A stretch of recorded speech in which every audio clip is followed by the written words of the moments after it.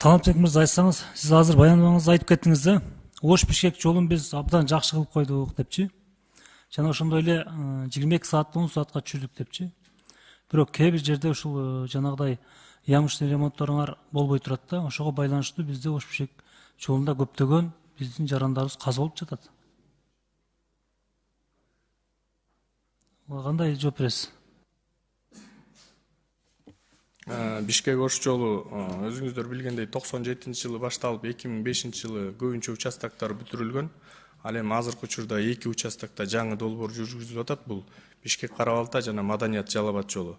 Калган участоктор чындыгында көп участоктор уже баягы өздөрүнүн сроктору жеткиликтүү болгон жерлер бар. Биздин ДУлар тийиштүү кызматтар ямыштын ремонтторду убагында жүргүзгөнгө аракет кылышат. Азыркы учурда каражат боюнча дагы ишти жүргүзүү боюнча да маселе жок. Ал эми ДТПлар боюнча айта кетсек, эми ал жерде ДТПны сурай элек мен. ДТПны биз билебиз каяктан келип чыкканын. Ошол ямыштын ремонттор толук бүтпөй калганына байланыштуу чыгып жатат да. Жогоруда айтып кеттиңиз, биз карайбыз деп карайбыз эмес, сиздер ошону толук карап аткарышыңар керек болчу. Качан гана депутаттар сүйлөп чыкканда, көтөрүп чыккандай кыласыңар, аткарасыңар. Ага чейин эч кандай таянак жок. Мен ушул күнгө чейин сиздерге айттым, азыр Кыргызстанда эң орчундуу жол кайсы жерде билесизби? эми негизги жолдордун баары эле бизге орчундуу деп эсептейбиз. Жана эң көп интенсивность кайсы жакта болсо, приоритетке жараса ошол жактарды баягы биринчи жасап бүтүргөнгө аракет кылабыз. Мен эми сизге элдин сөзүн айтып коеюн. Биз эл өкүлүбүз. Эң оор жол азыркы күндө ушул күнгө чейин Ош Ноокат жол болчу. Азыр Ош Араван жол болуп калды. Былтыр эле 2 километр жерди оңдоп бердиңиздер эле, азыр андан бешбетер болуп талкаланып кетти. Ош Араван жолун сиз жазып алсаңыз, мен ушул күнгө чейин айткан элем. Ош Араван жолунан Аравандан Ноокатка өткөн жапалак айлы өкмөт аралап өткөн жолду 9 километр 200 метр болот экен, ошону киргизгиле деп айттым. Ошол 2023-га кирдиби? Кирип жатасыңарбы? Бул боюнча баягы сиз да маселе көтөргөнсүз.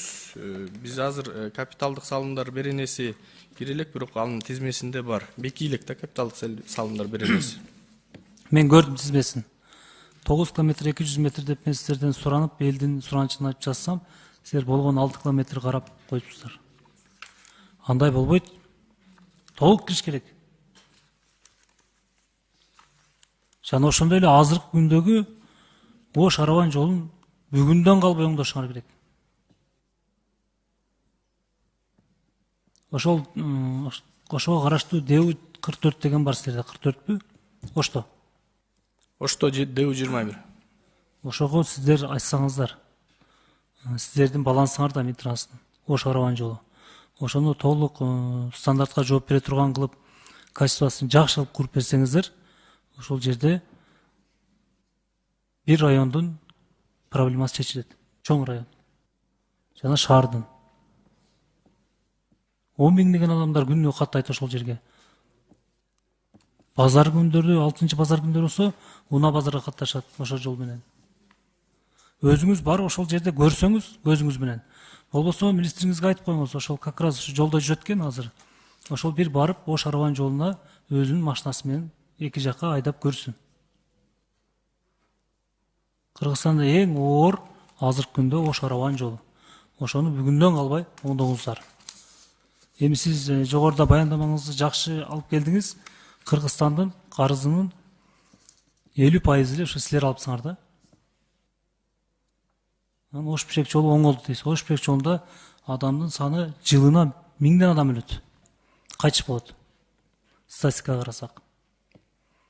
2000-жылдан баштап ушул күнгө чейин 23 000 адам каза болду Ош Бишкек жолунан. Өлгөнүбүздө 20 жылга 1000ден келет. Бул деген өтө көйгөйлүү маселе. Ошону дагы бир эске алып, жанагы ямыштын ремонтторду эртерээк бүтүрүп койбосоңор болбойт. Анткени ал жерде түндүк түштүктүн жолун полный бириктирген жол. 1000деген адамдар каттайт.